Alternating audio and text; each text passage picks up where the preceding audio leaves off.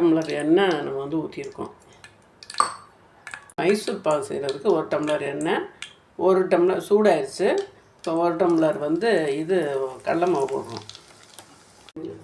இன்னொரு இதில் போட்டு காய்ச்சிரும்.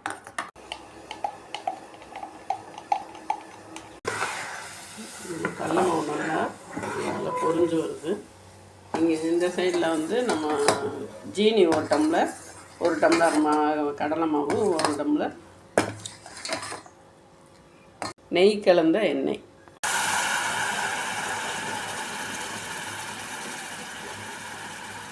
வாசம்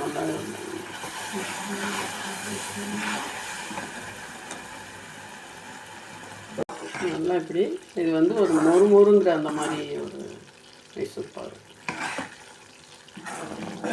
அது முறுக்குன்ட்டுங்களா அந்த மைசூர் பாகு.